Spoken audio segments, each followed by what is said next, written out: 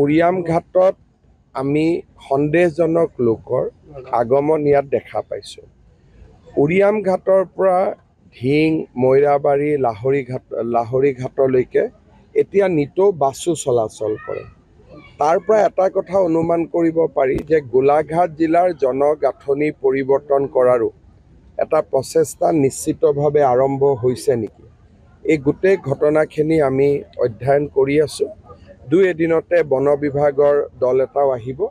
তেওঁলোকে কিমান মাটি ক'ত দখল কৰি থোৱা হৈছে তাৰ হিচাপ নিকাচখিনি কৰিব। তাৰ পিছত স্থানীয় ৰাইজৰ লগত, বিধায়কৰ লগত আমি কথা পাতি পৰৱৰ্তী ব্যৱস্থা হাতত ল'ম। উৰিয়াম ঘাটত আমি সন্দেহজনক লোকৰ আগমন ইয়াত দেখা পাইছোঁ। উৰিয়াম ঘাটৰ পৰা ঢিং, মৈৰাবাৰী, লাহৰী ঘাটলৈকে এতিয়া নিতৌ বাছো চলাচল কৰে। তাৰ পৰা এটা কথা অনুমান কৰিব পাৰি যে গোলাঘাট জিলাৰ জনগাঁথনি পৰিৱৰ্তন কৰাৰো এটা প্ৰচেষ্টা নিশ্চিতভাৱে আৰম্ভ হৈছে নেকি। এই গোটেই ঘটনাখিনি আমি অধ্যয়ন কৰি আছোঁ। দুই এদিনতে বন বিভাগৰ দল এটাও আহিব। তেওঁলোকে কিমান মাটি ক'ত দখল কৰি থোৱা হৈছে তাৰ হিচাপ নিকাচখিনি কৰিব।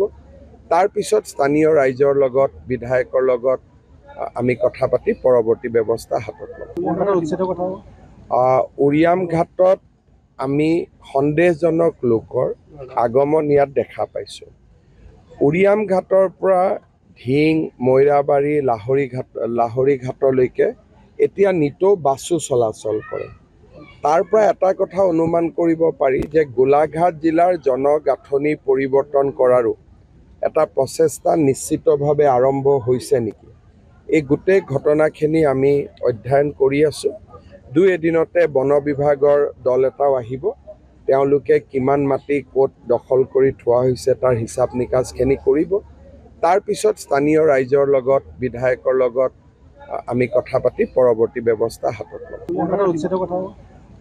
উৰিয়াম ঘাটত আমি সন্দেহজনক লোকৰ আগমন ইয়াত দেখা পাইছোঁ। উৰিয়াম ঘাটৰ পৰা ঢিং, মৈৰাবাৰী, লাহৰী ঘাটলৈকে এতিয়া নিতৌ বাছো চলাচল কৰে। তাৰ পৰা এটা কথা অনুমান কৰিব পাৰি যে গোলাঘাট জিলাৰ জনগাঁথনি পৰিৱৰ্তন কৰাৰো এটা প্ৰচেষ্টা নিশ্চিতভাৱে আৰম্ভ হৈছে নেকি। এই গোটেই ঘটনাখিনি আমি অধ্যয়ন কৰি আছোঁ। দুই এদিনতে বন বিভাগৰ দল এটাও আহিব। তেওঁলোকে কিমান মাটি ক'ত দখল কৰি থোৱা হৈছে তাৰ হিচাপ নিকাচখিনি কৰিব। তাৰ পিছত স্থানীয় ৰাইজৰ লগত, বিধায়কৰ লগত আমি কথা পাতি পৰৱৰ্তী ব্যৱস্থা হাতত ল'ম।